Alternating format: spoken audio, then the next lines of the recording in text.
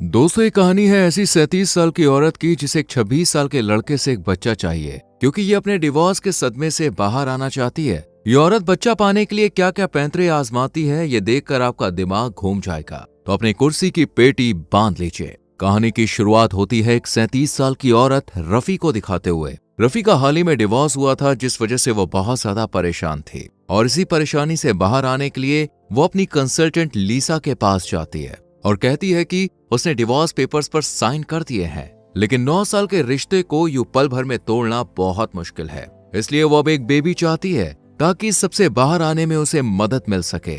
लेकिन लीसा रफी से कहती है कि यह बेबी के लिए राइट टाइम नहीं है, क्योंकि तुमने अभी तक बहुत कुछ सहा है, इसलिए पहले तुम्हें खुद को संभालना चाहिए और फिर बेबी के बारे में सोचना चाहिए। वहीं दूसरी तरफ हम एक 26 साल के नौजवान लड़के डेविड को देखते हैं, जो बाय प्रोफेशन एक पेंटर था, लेकिन फिलहाल अपने दोस्त के साथ उसकी गर्लफ्रेंड के घर जा रहा था, क्योंकि उसने डेविड के दोस्त को चीट किया था। इसलिए ये लोग उस लड़की के घर जाते हैं और उसके मुंह पर केक मारकर भागने लगते हैं। इतने में यहाँ लड़की का बॉयफ्रेंड घर से बाहर आकर इनके पीछे पड़ जाता है, लेकिन ये दोनों जैसे तैसे करके यहाँ से भाग जाते हैं। शाम को मूवी देखने के दौरान डेविड और रफी के कुछ दोस्त इन दोनों को आपस में इंट्रोड्यूस करवाते हैं और यहाँ हमें पता चलता है कि डेविड की एक गर्लफ्रेंड भी है। लेकिन रफी से मिलने के बाद डेविड तो बस उसी के बारे में सोचा जा रहा था। उसे घर पहुंचकर भी बार बार रफी की याद आ रही थी, इसलिए वो फाइनली रफी को फोन करता है, लेकिन नर्वस होकर काट देता है। लेकिन अगली बार वो रफी को डिनर के लिए पूछता है और रफी भी मान जाती है। इसके बाद डेविड रफी को लेने उसके अपार्टमेंट में जाता है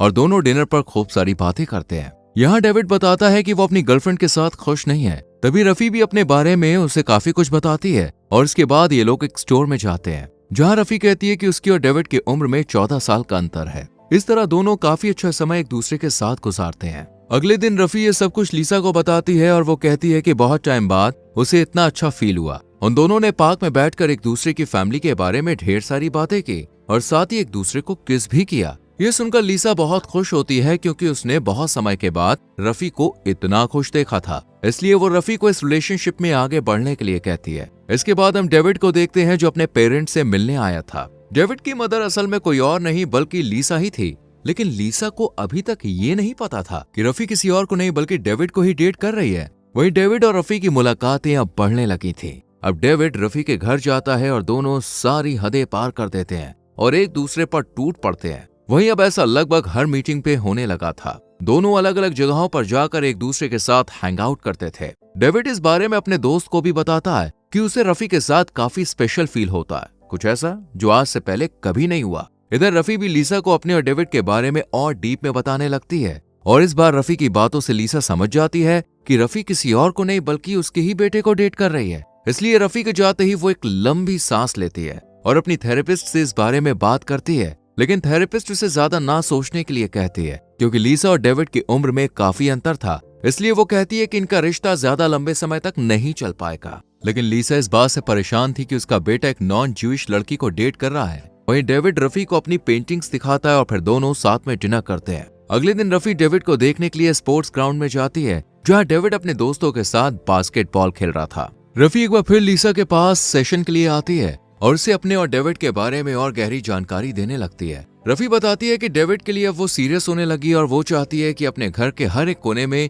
डेविड के साथ मेकआउट करे। कुछ हिस्से तो उसने कवर भी कर लिए, लेकिन कुछ हिस्से अभी भी बाकी हैं। ये सब सुनकर लीसा को बहुत अजीब लग रहा था, इसलिए वो बार बार पानी पी रही थी ताकि रफी की बातों को गले से नीचे उतार सके। वहीं रफी डेविड के बॉडी पार्ट्स की काफी तारीफ करती है, साथ ही उसके पास्ट में रह चुकी गर्लफ्रेंड्स के बारे में भी लीसा को सब कुछ बता देती है। ये सुनकर तो लीसा को और ज्यादा हैरानी होने लगती है, क्योंकि उसे अपने बेटे की करतूतों के बारे में किसी और से सुनना पड़ रहा था। अब लीसा को बिल्कुल भी अच्छा नहीं लग रहा था, लेकिन रफी उसकी क्लाइंट थी, इसलिए उसे मजबूरन रफी की बातें सुननी पड़ती हैं। सेशन खत्म करने के बाद रफी एक बार फिर से डेविड से मिलती है और डेविड उसे अपनी गर्लफ्रेंड के बारे में बताता है, जिसे वो एक बार अपनी दादी से मिलवाने के लिए लेकर गया था। डेविड रफी को भी अपनी दादी के घर लेकर पहुंचता है, लेकिन रफी को यहाँ काफी अजीब लग रहा था, इसलिए वो डेविड की पेंटिंग्स देखने लगती है। कुछ दिन के बाद डेविड अपना सामान पैक करने लगता है, जिस पर लीसा उससे पूछती है कि वो कहाँ जा रहा है। तब डेविड बताता है कि वो कुछ समय के लिए अपने दोस्त के साथ बाहर जा रहा है। दूसरी तरफ रफी लीसा के साथ अपने सेशन के लिए इंतजार कर रही थी।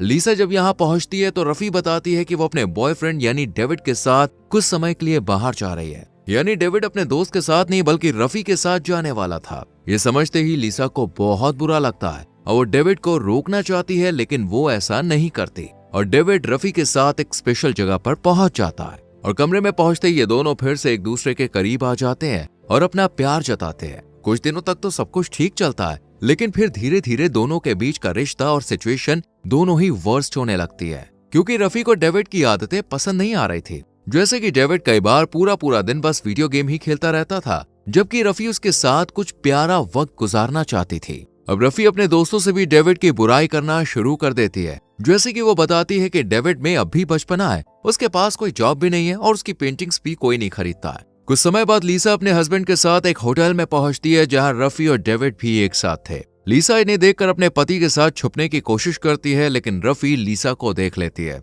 इसलिए वो उससे बात करने लगती है। अब वैसे तो लीसा रफी को आगे सेशन ना देने का मन बना चुकी थी, लेकिन वो जानती थी कि ऐसा करके वो रफी को परेशान कर सकती है और ये गलत भी है, इसलिए वो रफी को आगे भी मिलने के लिए तैयार हो जाती है और बातों ही बातों में बता देती है कि डेविड कोई और नहीं बल्कि उसका बेटा है। ये सुनकर रफी को बहुत गुस्सा आता है और वो लीसा से कहती है कि उसने ये सब पहले क्यों नहीं बताया। रफी को बुरा इसलिए भी लग रहा था क्योंकि उसने लीसा से डेविड के बॉडी पार्ट्स के बारे में भी बातें की थी, जो कि काफी ऑकवर्ड था। रफी इसके बारे में डेविड को भी बताती है, जिस पर डेविड अपनी मदर यानी लीसा की तारीफ करता है, लेकिन अकेले में जाकर फोन पर अपना गुस्सा निकाल देता है। अगले दिन रफी जब काम से घर लौटती है तो देखती है कि डेविड का दोस्त उसके घर में छुपकर बैठा है। ये देखकर रफी को बहुत गुस्सा आ रहा था, इसलिए वो डेविड पर चिल्लाते हुए कहती है कि वो तो कुछ काम भी नहीं करता, घर का बाहर का सारा काम रफी को ही करना पड़ता है। इस पर डेविड भी सफाई देता है कि वो रफी के पति से तो बहुत अच्छा है, क्योंकि उसने कभी रफी को धोखा नहीं दिया। ये सुनकर रफी को और ज्यादा गुस्सा आता है और दोनों के बीच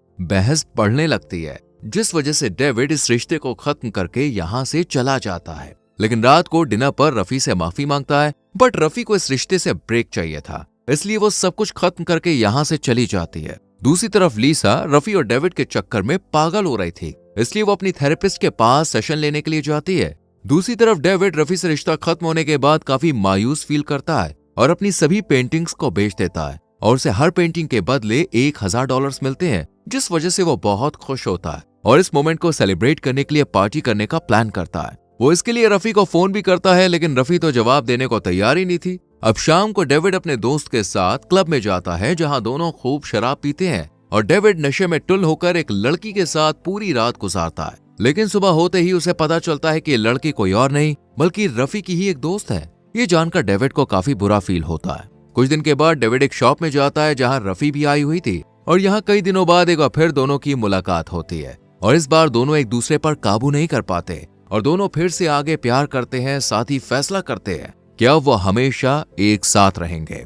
डेविड भी इस रिश्ते को आगे बढ़ाना चाहता था, इसलिए वो रफी को अपने घर लेकर जाता है, जहां लीसा और उसकी फैमिली रफी का वार्म वेलकम करती हैं। अब लीसा ने रफी को एक्सेप्ट कर लिया था, जिस वजह से रफी भी काफी खुश होती है और फिर पूरा परिवार एक साथ बैठकर डिनर करता है। डिनर के बाद रफी लीसा से एक बार फिर बेबी के बारे में बात करती है और एक बार फिर से लीसा उसे कहती है कि बेबी के लिए ये सही टाइम नहीं है, क्योंकि डेविड अभी बहुत छोटा है, अभी वो एक बच्चे की जिम्मेदारी नहीं उठा पाएगा और रफी को भी थोड़े और टाइम की जरूरत है। रफी भी इसके लिए मान जाती है। सब ठीक चल ही रहा था कि अगले ही दिन रफी को पता चलता है कि डेविड उसी के ऑफिस की एक लड़की के साथ इंटीमेट हुआ है। रफी डेविड के मुंह से सच्चाई सुनना चाहती थी, इसलिए वो डेविड से पूछती है और डेविड भी हाँ में जवाब देता है, जिसे सुनकर रफी को बहुत दुख होता है, क्योंकि डेविड ने भी उसके हस्बैंड की तरह उसे चीट किया था, इसलिए वो इस रिश्ते को खत्म करके यहाँ से चली जाती है। डेविड भी बहुत दुखी था, क्योंकि वो रफी से प्यार करता था और उसे खोना नहीं चाहता था, इसलिए वो अपनी माँ के पास पहुंचता है, लेकिन एक बेटे की तरह नहीं बल्कि क्लाइंट की तरह।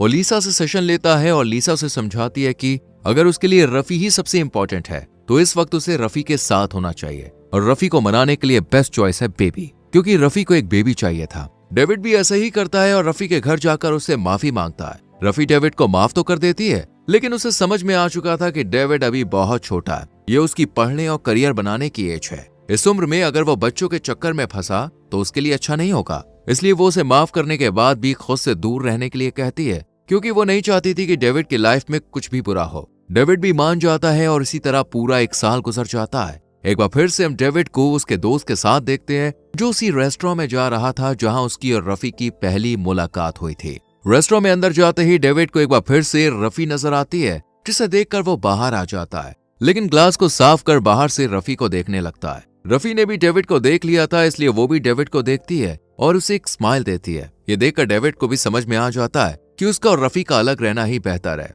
इसके बाद वो भी यहाँ से चला जाता है। तो दोस्तों, क्या होता अगर आप डेविड की जगह होते? क्या आप रफी को बेबी दे पाते? कमेंट में जरूर बताना। वीडियो को लाइक और शेयर करके हमारे चैनल फिल्म एडिक्ट को सब्सक्राइब करके बेल आइकॉन प्रेस करें। मिलते हैं अगली वीडियो में।